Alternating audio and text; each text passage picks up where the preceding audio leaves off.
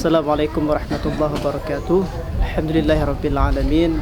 Puji syukur kepada Allah, salawat kepada Rasulullah sallallahu alaihi wasallam.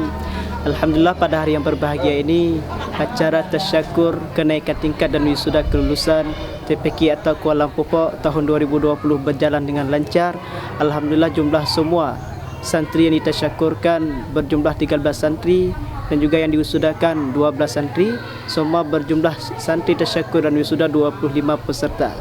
Adapun persiapan acara ini kurang lebih kurang dimulai dari November 2019. Namun berhubung kondisi dunia pada saat itu sedang COVID-19, tertunda persiapan acara, harus lockdown dan juga libur selama 3 bulan. Kemudian persiapan kembali mulai setelah Lebaran Idul Fitri kemarin. Alhamdulillah acara berjalan dengan lancar yang dihadiri oleh beberapa pihak dari Muspika Kecamatan Indrapuri, baik dari geci desa yang ada di dalam Kemasjidan Atta Kuala Lumpur, ustaz-ustazah yang ada di TPQ, seluruh TPQ yang ada di Kecamatan Indrapuri.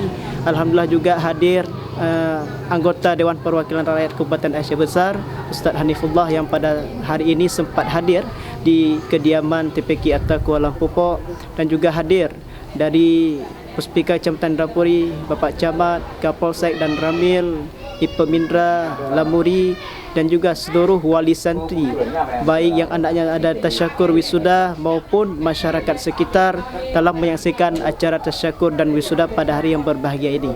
Adapun TPQ ini berada di Masjid Atta Kuala Lumpur dengan jumlah 6 desa yang tunduk terhadap TPQ dan mendukung secara penuh setiap kegiatan yang diadakan oleh TPQ Atta Kuala Lumpur ini. Setelah penyematan selempang, pemberian ijazah dan juga pengalungan medali kepada santri tasyakur dan wisuda oleh Bapak Camat Kecamatan Indrapuri, Tunku Imam Mukim Rekih dan juga Ustaz Hanifullah, anggota Dewan Perwakilan Rakyat Kabupaten Aceh Besar, Dapil 1.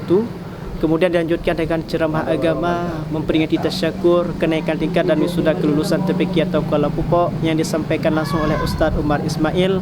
Alhamdulillah berjalan dengan lancar dan juga sangat menarik dan sangat meriah acara pada hari. Dan juga harapan kami, pesan kami untuk anak-anak kami yang ditasyakurkan, yang sudah tasyakur pada hari ini, semoga senantiasa terus berbenah diri, terus belajar, mempersiapkan diri untuk acara wisuda kelulusan nantinya.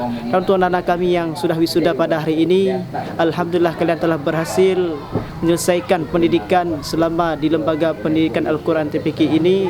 Semoga apa yang sudah kalian dapatkan bisa berguna, terutama untuk kalian sendiri, untuk orang tua, agama, nusa dan bangsa. Semoga kalian berhasil semua. Doa dari kami dan juga harapan untuk keberhasilan kalian semua. Amin amin ya rabbal alamin. Mungkin ini saja. Wabillahi taufiq wal hidayah. Wassalamualaikum warahmatullahi wabarakatuh.